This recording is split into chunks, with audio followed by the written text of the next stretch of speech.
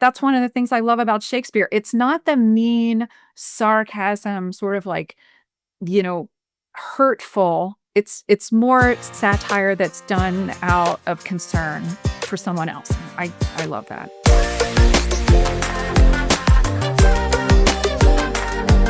Hello and welcome. Thank you for joining me on the Gift of Need podcast. I'm Jude Trang. I'm an author and an observer of human need in society. And my podcast seeks to address the overlooked power of need and how it shapes our behavior, our relationships, and society as a whole. And I hope to whet your appetite and get you thinking about your needs in a different way and how they're not burdens, but how they can be gifts and opportunities. And I do that with amazing guests in a variety of backgrounds and talents, and just like my guest today. So I'm welcoming back Kim Bradley. And she's been on the Gift of Need podcast before when we discussed laughter and comedy and Shakespeare. Today, we're going to be talking about why we need satire in our lives and how Shakespeare used it so cleverly. Welcome back, Kim. I'm so glad to be back. We had such a good time talking about comedy. Thank you for having me. Oh, I enjoyed it greatly. I wish I knew more about Shakespeare. I've gone to, in the course of different places where we've lived, I've gone to Shakespeare in the Park or Shakespeare festivals.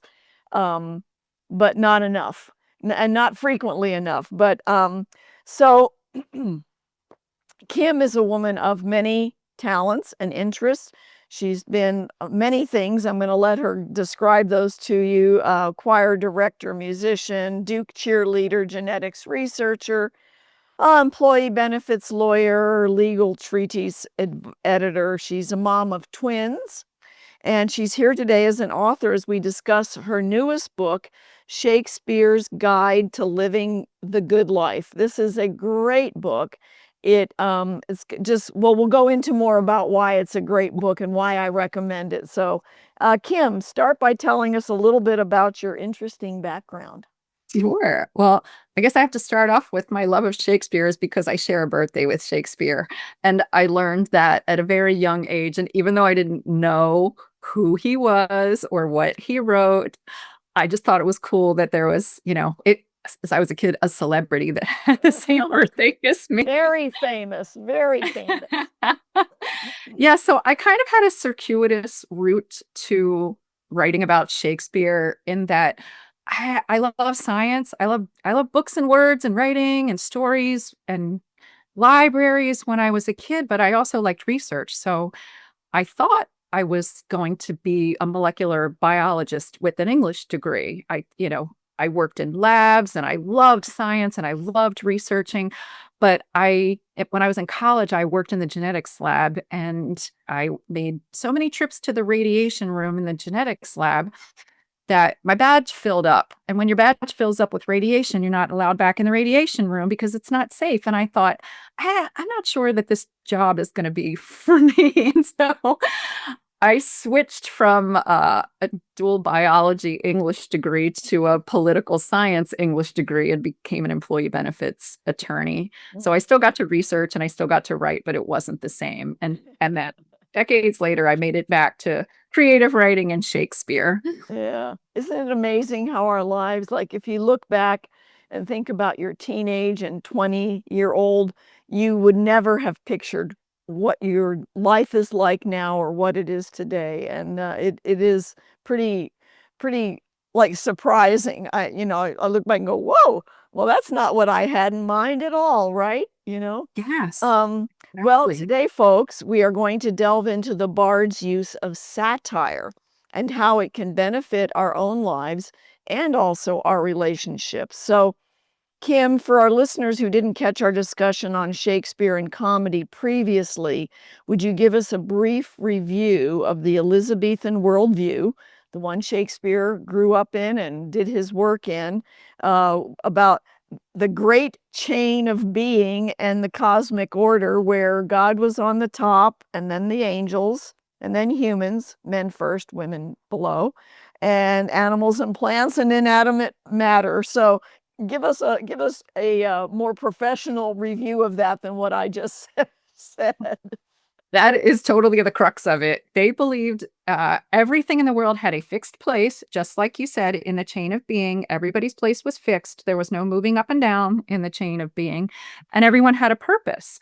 And if you tried to disrupt the order of the chain of being, it would actually threaten the stability of the cosmos. So they felt very strongly that there was a place and everybody had to stay in that place.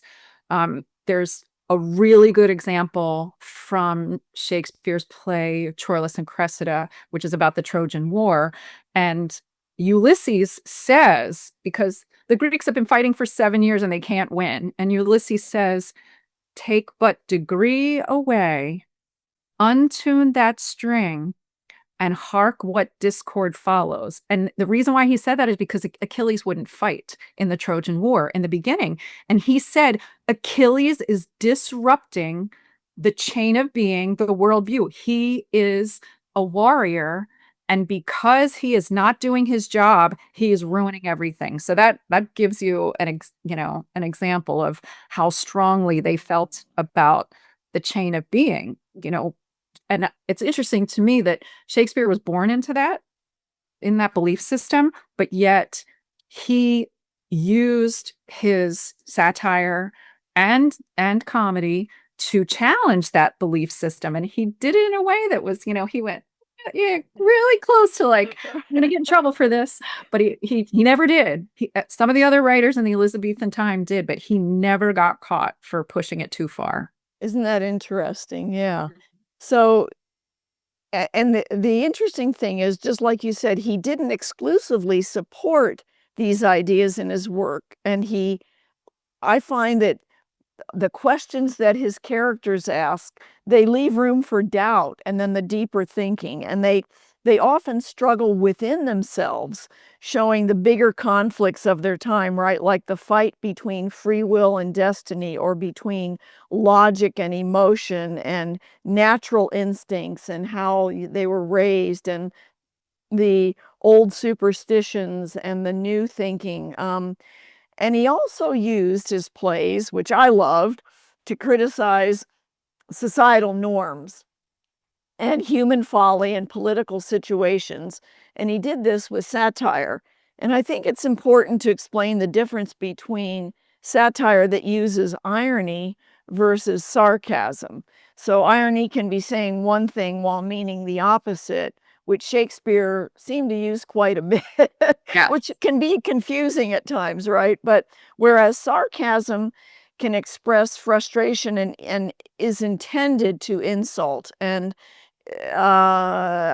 it's funny, I did not grow up with sarcasm, and I have some friends who were raised in those kind of things, and still to this day, it's like they'll say something sarcastic, and it takes me a while, I go, oh, I think they were trying to hurt me. Ouch, that hurts, but I can't figure it out because it was not, in my mind and in how I perceive things, right, or communicate. So can you give us one example of where the bard uses satirical irony, the irony of things? Yes, and I can give you a good example where it's much more kind-hearted. You can get the point of the satire, but you can see that it's done out of concern and compassion. And the example that I'm thinking of is from Twelfth Night, and that is a comedy, another comedy about shipwrecked twins, because there's always twins and there's always shipwrecks in Shakespeare, but also like very rigid societal rules. It is a, mistaken identity. And then the lengths we go to, for the people that we love. So I love Twelfth Night. It's one of my favorite ones. In the beginning of Twelfth Night, Lady Olivia has sworn to mourn the death of her brother for 7 years. If you ever see a play of Twelfth Night, Olivia is almost always like wearing black, and she's got the veil over her head, and she's just doesn't want to talk to anyone. And it's just going on and on and on. And she's just refusing to live her life. So Feste, who is the court fool, he's the court fool to her. And he asks her, why why is this so extreme? And this is the satire. This is what he does. Feste says, good Madonna, why mourn'st thou? And she says, good fool, for my brother's death. And then Feste says, I think his soul is in hell, Madonna. And she, right there. And she says, I know his soul is in heaven, fool. And then he gives her the punchline, the more fool, Madonna, to mourn for your brother's soul being in heaven. So like he gives her the punchline. He was setting her up and then he gives her the punchline, but he's doing it out of love. He's fond of her. He doesn't want to see her suffering for so long. So he's using satire to change her perspective. And that's one of the things I love about Shakespeare. It's not the mean sarcasm, sort of like, you know, hurtful. It's more satire that's done out of concern for someone else. And I love that. He's trying to get her to think like, that's not logical. Why would you mourn for 7 years if you really think he's in heaven, right? Right. And he's trying to say, like, tell the truth. You're mourning yourself. Like, don't say it's for your brother. Like Mm. you're mourning you, which is totally fine. Like, we're not saying there's anything wrong with that, but be honest about that. And that, like, Shakespeare's honesty is one of my favorite things. He's giving the audience the chance to say, I wonder where I might be pointing the finger at someone else when maybe it might be worthwhile for me to look inside. And I mean, that's just so good. Mm-hmm. Uh, yeah, and that's his genius, isn't it? So I see his use of satire and irony as playful a lot of times and not sarcastic in his works, which I really think was the result of two things. I think it was his view of the world and our place in it as all equally flawed, right? And his amazing skill as a creator and writer. And, you know, I have to say, I wish more of our writers and and commentators, especially political, were skilled enough to write with less sarcasm and cynicism and to use irony in a such a creative way. I mean, really, truly, I can't do it. It's certainly not a gift I have. No, I think he had a skill for it. I think he really worked at it. I completely agree with you. And I'd offer a couple of possible explanations for why that is the case in my book. And one of them was that he was considered an outsider. I mean, he didn't go to Oxford, he didn't go to Cambridge. Everybody else who was famous, Robert Greene, Ben Jonson, Christopher Marlowe, everybody else was, very, very well educated, and he was not. So I don't know if he's famously referred to as the upstart crow. And that was kind of like the elite writers of the time, kind of like making fun of him, bullying him really for, being not of their ilk. Like, he wasn't as good as them because he wasn't as well trained as them. Now, Mhm. history tells us he was raised in a village. It was 100 miles away from London. His father was a glove maker. So I feel like he had a lot of childhood interactions with what in A Midsummer Night's Dream they called the hempen homespuns, like which are, the lower people, what they considered it in society, like Bottom or Peter Quince.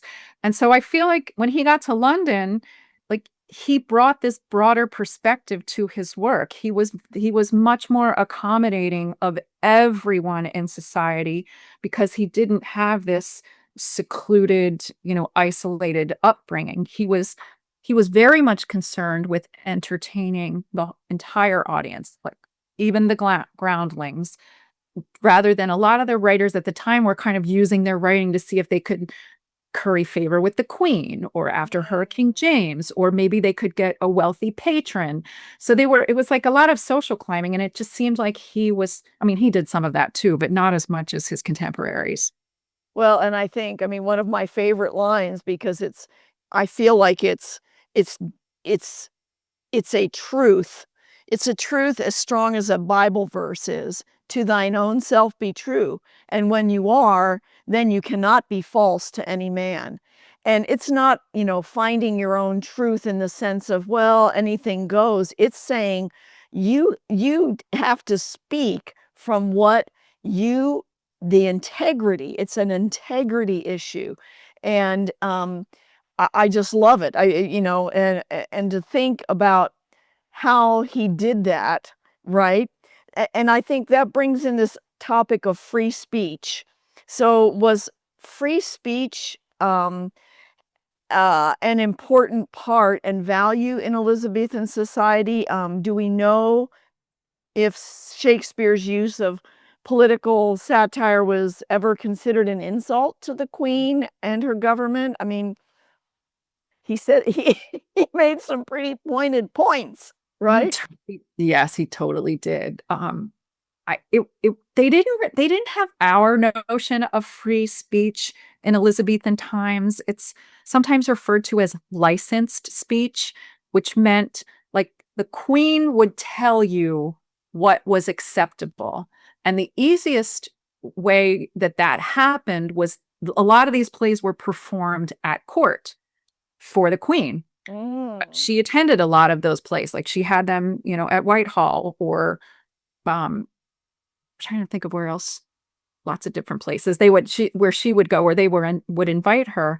Mm. And the master of the revels was given the play ahead of times. And if the master of the revels saw anything in the play that would be deemed to go too far, the master of the revels would just cut it out of the play and then they could not perform it.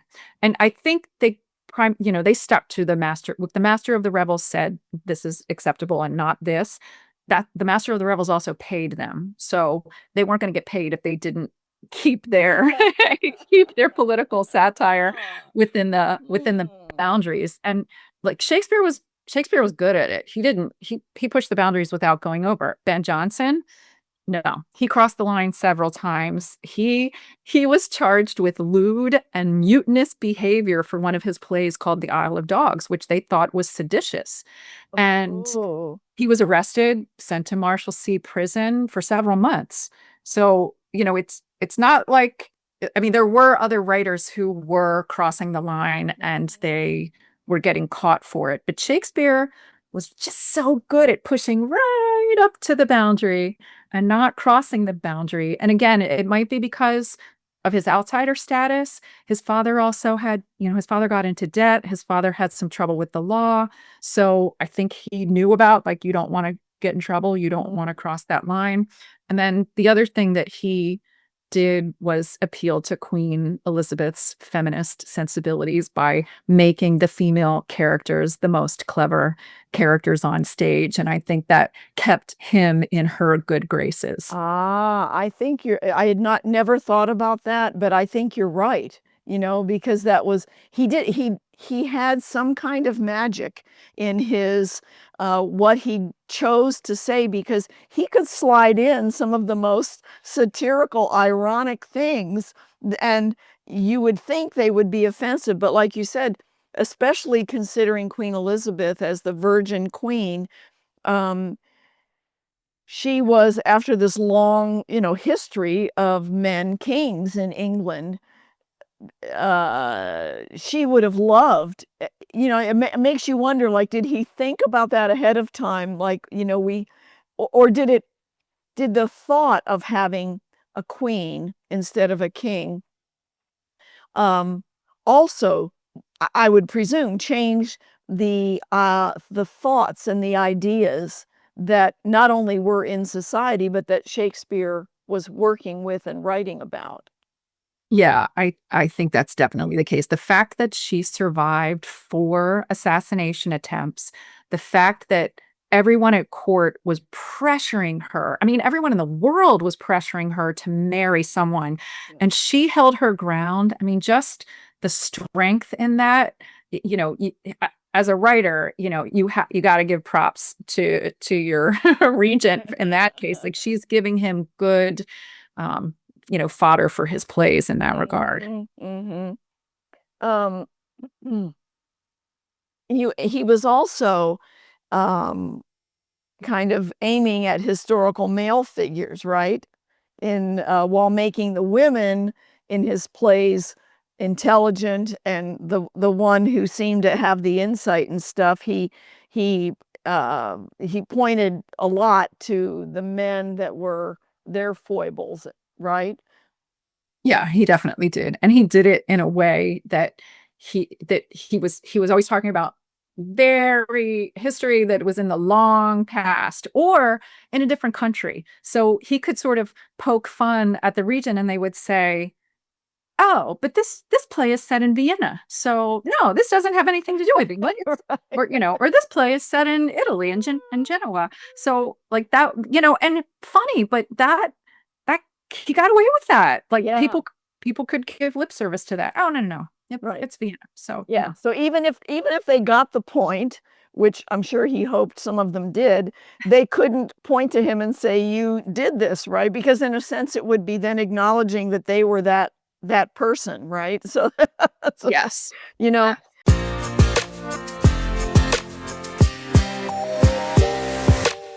in your book, you discuss A Midsummer's Night Dream in the context of dreams and imagination, which I thought was brilliant. But this play was also cited as one of his plays that uses satire on the nature and ideals of romantic love, poking fun at how transient and silly our affections can be, especially during that era, too, at least the public idea of romantic love. But also dealing with the arrogance of the rigid social classes that were prevalent at that time, and some would say are still alive and well in some circles. And I think of the character of Bottom, whose head was comically transformed into a donkey. So, um, uh, what about the Taming of the Shrew or Measure for Measure? Would you comment on their satirical aspects? Yeah, I'll talk about Measure for Measure first because it's it's it's what I call the all the world's a stage form of satire where you're saying something publicly and it's not what's going on inside. And that's part of the satire. And so Measure for Measure was written right around the time of Elizabeth the First's death, which meant every time there was a transition of power from one monarch to the other, it was always like a crazy turbulent time because you never knew, like, is the new regent going to be able to like hold the fabric of society together? Is someone going to take this as an opportunity from outside to attack? So it was scary, and it was the regent's job to say, all right, I'm going to lay down the law. I am going to show my strength so that no one, will challenge me. And that's exactly what the storyline of Measure for Measure is. It's I think Shakespeare is using the satire of, autocratic rule, Angelo's autocratic rule, and the Duke disappearing in Measure for Measure. And like the hypocrisy in Measure for Measure is just unbelievable. You say one thing and you do the other thing. Like, come on. And it's so rigid and it's so obvious, but I think it was something that they were dealing with at the time because they're, trying to show this King James's strength so that no one challenges him. But, how far do you go before it becomes, this horribly like despotic society where, everybody is just, under the thumb of the ruler. And no one in England wanted that at the time. Right. And also I think the issue of moral integrity, because Elizabethans had a strong notion of justice, but justice required that the ruler had moral integrity so that it was justice that was being dispensed as opposed to using the law to force other people to do your will. Yeah. Wow. A lot to be learned from that today, huh? Yeah. You made mention of, we must not make a scarecrow of the law, says Angelo. That was one of the lines, right? Yeah, that's what Angelo says, which is ridiculous because, he's saying like, I've got to be really tough. If it's just a scarecrow, the crows get used to the scarecrow, which is kind of like saying like all the people are going to get used to the law and then they're going to just break it. And while he's saying this, he's breaking the law, trying to seduce Isabel, who was, becoming a nun. Oh So my it's goodness. just, yeah, yeah. Shakespeare was also really good at political satire in that he distanced himself, as particularly in Measure for Measure during this, transition of power by setting the play in Vienna, so it's sufficiently far away that no one thinks it's England. He ends the play with a resolution of truth. So whereas everybody's, lying, saying one thing, doing another thing, throughout the play, at the end we have the reveal and we know what the truth is. The Duke restores order, and then the exercise of justice at the end is tempered with mercy. It's very much like Portia in The Merchant of Venice. So, and that's a favorite theme of Shakespeare, Mhm. temper your justice with compassion and mercy. And so at the end of the play, like everything is set back in its proper place. And I think that's another way that he got away with, like, he got to say a lot of things, but at the end, it was all wrapped up nicely in a bow. So everybody was happy and smiling when they left the theater. And then Yeah. he avoided conflict. Which is exactly true. So tell us, how did Shakespeare use hyperbole, overstating to the extreme, and understatement as satire while also making it humorous? I mean, again, I can't picture myself creating anything like this. That's not how my brain works, and I enjoy it so much. Yeah, I enjoy it too. It's so much fun. The Taming of the Shrew is a good example for this Mhm. because it is disturbing. The gender equality in Taming of the Shrew is disturbing, but it is an example of overstating to the extreme the notion of patriarchal dominance. And at that time, the accepted God-given worldview was that women were below men, and that was the natural order of things. So you did not mess with it. So in The Taming of the Shrew, Shakespeare is asking the audience to question that view, but he's not doing it overtly. He's using satire. So he's saying, like, all the men in the play, in The Taming of the Shrew, are like, might is right, and, male domination, and what happens is that those are all public statements, but they're performance. So it's sort of like the satire is a nod to, yeah, that's what you say, but I'm not sure that that is necessarily the truth. And Mm. I think especially at the end, so Kate at the end of The Taming of the Shrew has a long speech, and she's the so-called tamed shrew, but at the end of the play she says, "Thy husband is thy lord, thy life, thy keeper."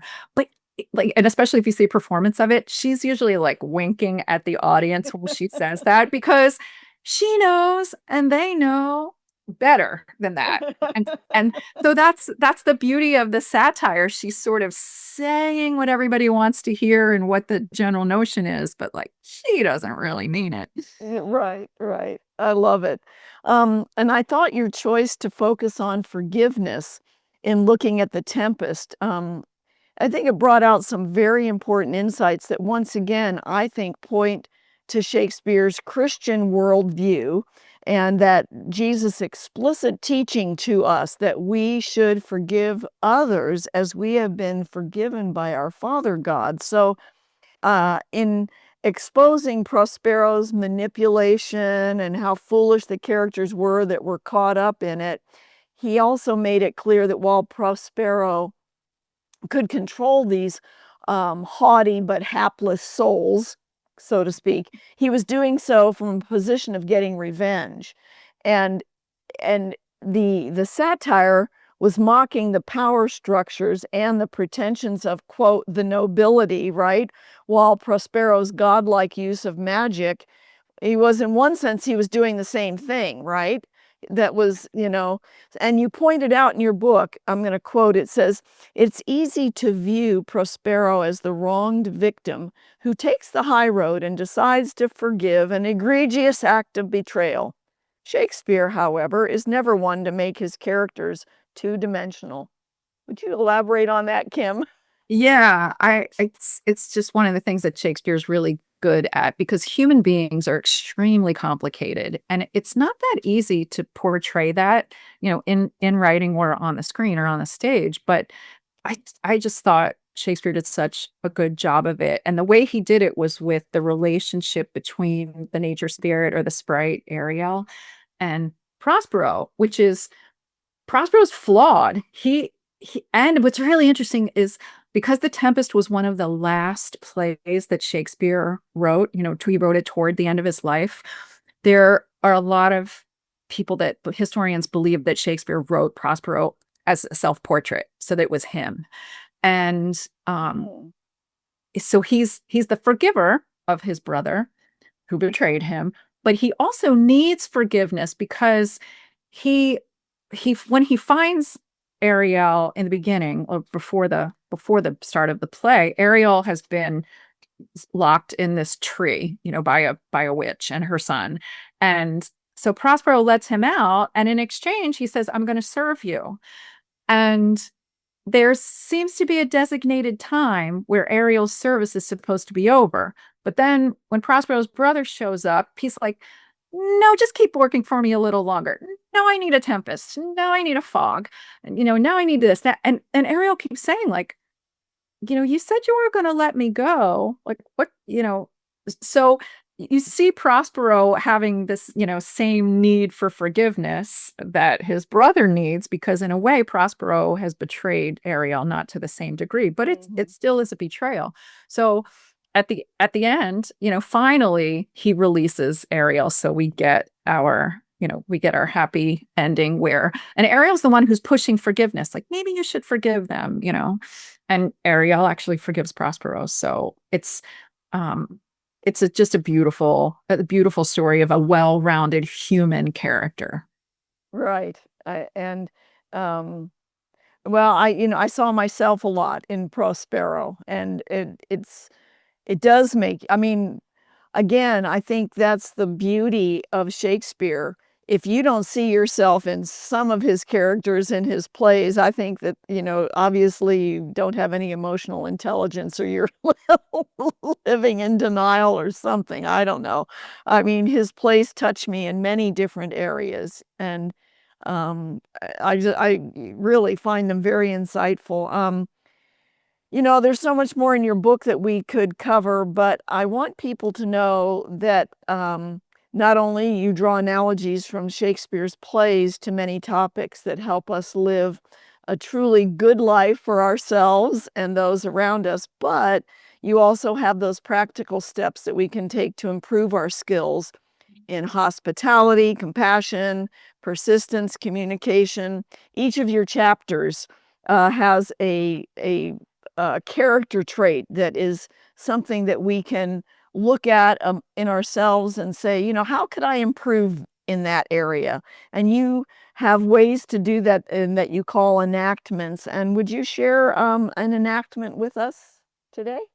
Yeah, the forgiveness, one of the forgiveness enactments that is powerful to me, because everyone's been betrayed by someone Right. close to them at some point in their life. And so one of the enactments, which actually has science behind it, because I also include some science, mental health science in my books, that if you've been betrayed, you feel like you've been holding on to resentment, but you want to release it, like you've been holding on for it for too long and you want to release it. One of the things you can do is write the apology that you want to hear. Whether you think your betrayer would ever give you that apology does not matter. That's irrelevant.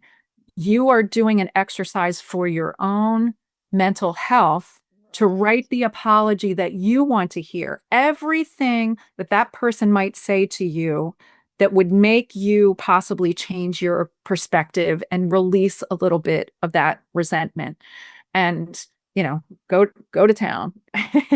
It's you could write as much as you want. You could, make the person grovel and apologize as much as they want, that as you want. That's part of the exercise. And then when you're finished, read it or have someone read it to you and then see, like test your emotions, see, like did you feel like anything released? Do you feel any emotions? Did it change your perspective at all? And then I suggest, keeping that apology and returning to it to see, and journaling, like, did I, okay, maybe the first time I read it, it didn't really make that much of a difference to me, but I read it 2 or 3 times after that, and it did seem to make a difference. Yeah, forgiveness and apology and relationships has been something that I've had to study a lot, think a lot, deal a lot with in relation to some difficult people. And I think we all have those in our lives. And, I wish I had learned when I was younger that when you hold that unforgiveness and resentment because you want that pound of flesh, um, and sometimes people are just incapable. They are incapable of acknowledging their offenses. And if you wait for that, the only person you're hurting is yourself. They're not feeling it. I mean, they may. If somebody lives a life where they offend people and don't care about it and walk, their life is going to have those consequences are going to come out in their relationships. It may not look like it on the surface, but I had to just learn that that wasn't my job. My job was to take care of my own heart and to understand that forgiveness is not just a gift you grant other people, but it's one that also works for yourself. So I love that the enactment that you talk about, and I think that Shakespeare. I mean, Merchant of Venice is one of those ones that the mercy and forgiveness thing, you don't expect it, at the end of the play. That's not what you expect to happen. No, it's such a good combination too, because Portia is outsmarting everyone in the trial at the end of The Merchant of Venice. So she's, using her mind, so to speak. But yet, the most important message at the end of the trial is compassion and Yeah, mercy. yeah, So he does this great mix of like, brilliant sort of, machinations of, the intellectual mind, but marrying it with the emotion, which I feel like he always comes out on the point of like, go to your heart. Like if the resolution is heart-based, then you will be okay. yeah, yeah. I love it. Well, thank you, Kim, so much for making the time to be with us again and talk about how healthy satire really can help us keep an eye on ourselves and the community and society we live in. And it can benefit all of us through embracing healthy satire. We can then see our flaws as opportunities and gifts, which in turn brings joy and fulfillment to us and hopefully the people around us, right? Exactly. 100%. Yes. Thank you Well, for having me. well, it's been great. And um, also, we're going to, in a future podcast, I know it's coming, we're going to talk about historical fiction.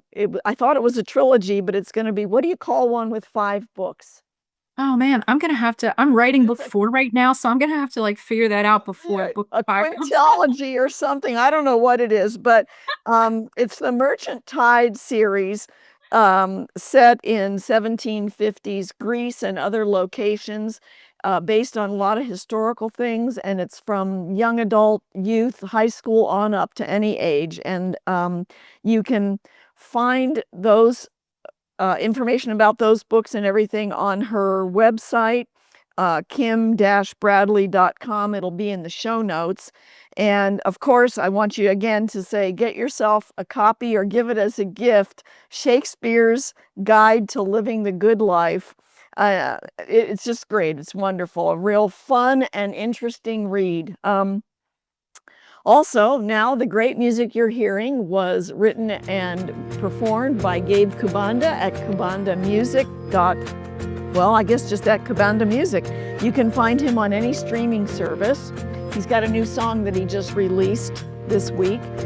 Please consider following and rating and sharing this podcast and subscribing to my free Substack newsletter, which is where you can find all of these articles and podcasts. And leave a comment or review. I'd love to hear from you.